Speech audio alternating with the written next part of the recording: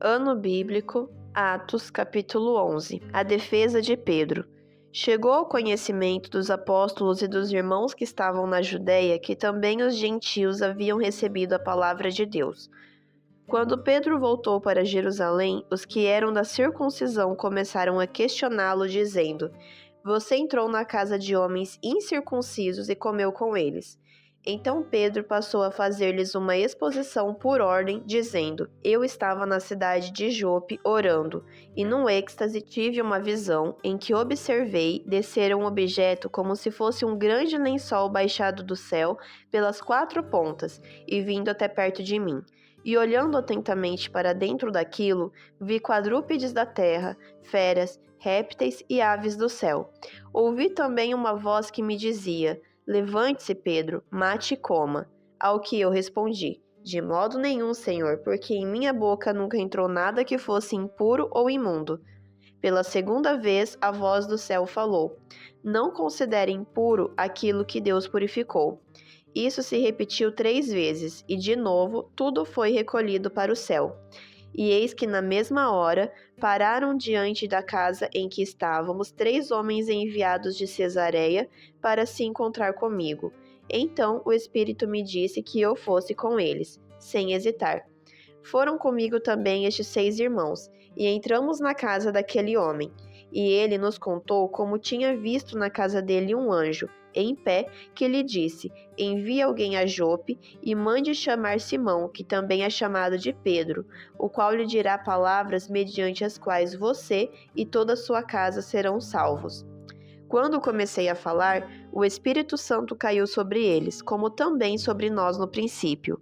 Então me lembrei da palavra do Senhor quando disse: João, na verdade, batizou com água, mas vocês serão batizados com o Espírito Santo.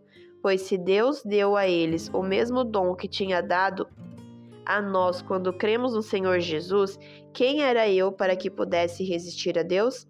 Quando os demais ouviram isso, acalmaram-se e glorificaram a Deus, dizendo: Então também aos gentios Deus concedeu o arrependimento para a vida. Os discípulos são chamados de cristãos em Antioquia.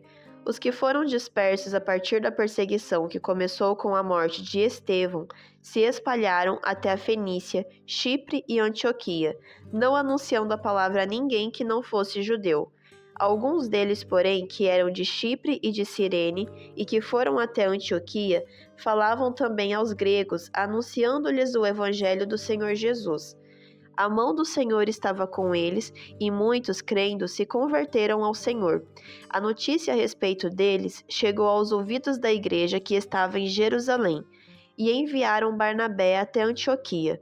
Quando ele chegou e viu a graça de Deus, ficou muito alegre e exortava todos a que, com firmeza de coração, permanecessem no Senhor, porque era homem bom, cheio do Espírito Santo e de fé, e muita gente se uniu ao Senhor.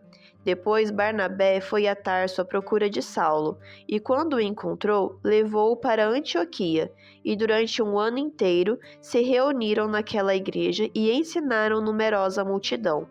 Em Antioquia, os discípulos foram pela primeira vez chamados de cristãos. Ágabo prediz grande fome. Naqueles dias, alguns profetas foram de Jerusalém para Antioquia, e apresentando-se um deles, chamado Ágabo, dava a entender pelo Espírito que haveria uma grande fome em todo o mundo. Essa fome veio nos dias do imperador Cláudio. Os discípulos, cada um conforme as suas posses, resolveram mandar uma ajuda aos irmãos que moravam na Judéia, e eles o fizeram, enviando essa ajuda aos presbíteros por meio de Barnabé e Saulo.